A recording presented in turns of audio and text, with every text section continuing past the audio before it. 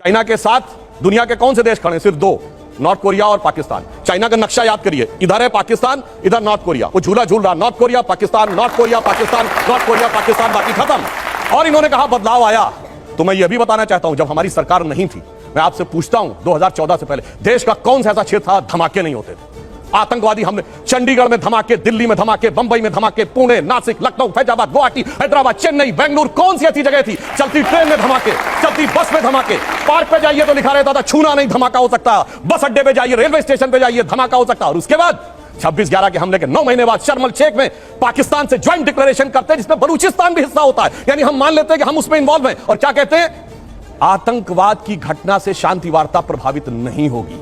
यह शर्म शेख जुलाई 2009, 9 महीने के बाद का डिक्लेरेशन है 26/11 के। और हमने क्या कहा? मोदी जी ने कहा आतंकवाद और वार्ता साथ साथ नहीं होगी। और उससे यह बदलाव आया। और हमने हासिल क्या किया? हमने हासिल वो किया जो सन 71 के समय में भी आपको सुनने में नहीं मिला होगा। ये पाकिस्तान की पार्लियामेंट में पाकिस्तान के सांसद ने कहा, पाकिस्तान के विदेश मंत्री और आर्मी चीफ को का कोट करते हुए कि शाह महमूद कुरैशी साहब, देन फॉरेन मिनिस्टर, आए, आर्मी चीफ आए, उनके पैर कांप रहे थे। उन्होंने कहा शाम तक अभिनंदन को वापस कर दो वरना हिंदुस्तान अटैक कर देगा। ये पैर कांपते तो किसी ने भी नहीं सुने थे। और इन्होंने कहा भारत का भूगोल बदला था। कांग्रेस पार्टी ने अपना प्रस्ताव पारित करके भारत के 3 टुकड़े हुए थे, मतलब उस समय 2 ही टुकड़े थे। ये एआईसीसी के रेजोल्यूशन में पास हुआ। और मैं ईमानदारी की बात मानता हूं, नई इकोनॉमिक पॉलिसी मैं मानता हूं कांग्रेस सरकार ने शुरू की और वो एक अच्छा कदम था, मैं ईमानदारी से कह रहा हूं, जिससे देश आगे बढ़ा। मगर उस निर्णय लेने वाले प्रधानमंत्री नरसिम्हा राव जी की मृत्यु के बाद उनको एआईसीसी में उनका शव तक नहीं रखा गया। और तीसरी बात अंत में कह दूं, इन्होंने बात कही जय जवान जय किसान। बिल्कुल, लाल बहादुर शास्त्री जी ने शानदार काम किया। भारत का न्यूक्लियर प्रोग्राम एक साथ शुरू हुआ। और यह भी मैं कहना चाहता हूं, इसे सिर्फ संयोग माने या कोई रहस्य था कि लाल बहादुर शास्त्री जी और भारत के न्यूक्लियर प्रोग्राम के जनक होमी जहांगीर भाभा दोनों की मृत्यु 15 दिन के अंदर हो गई और रहस्यमय तरीके से, और दोनों में से किसी चीज की जांच नहीं हुई।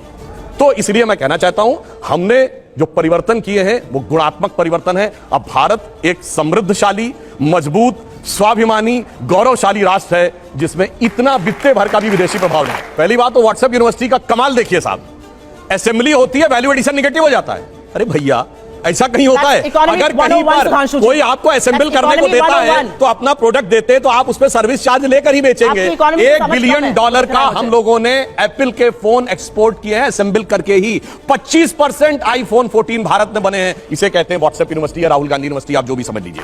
अब दूसरी बात मैं कहना चाहता हूं, दूसरी, अरे भाई आपने हमने आतंकवाद की इतनी घटनाएं उत्तर से दक्षिण तक बता दी। अब दक्षिण कश्मीर के 4 जिलों में रह गया है, वो दिखाई नहीं पड़ा, उसके लिए इनको आंकड़े चाहिए। पर मैं कह सकता हूं, हमारी सरकार के किसी नेता ने आतंकवादियों के लिए आंसू नहीं बहाए।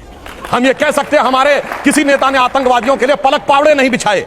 संसद भवन पे हमला हुआ, जिन जाबाजों ने अपनी जान दे दी, उन्होंने, उनके परिवारों ने मेडल लौटा दिए। चूंकि अफजल गुरु को 7 साल तक सर्वोच्च न्यायालय से निर्णय होने के बाद फांसी नहीं दी रही थी, परंतु सोनिया जी की आंख में आंसू नहीं आए, बटाला हाउस के एनकाउंटर के आरोपियों के लिए आंसू आए। हमने किसी जाकिर नायक को शांति का मसीहा कहने वाले, इशरत जहां को बेटी कहने वाले, अफजल को हालात का मारा कहने वाले, हाफिज को साहब कहने वाले, ओसामा को जी कहने वाले, बुरहान वानी को भटका नौजवान कहने वाले आतंकवाद पे भाषण दे रहे हैं। इसलिए हम महिला की बात करता हूं, बिल्किस बानो की बात ये कर रहे हैं। 14 साल वो लोग जेल रख के आए, मुस्लिम थी इसलिए बोला।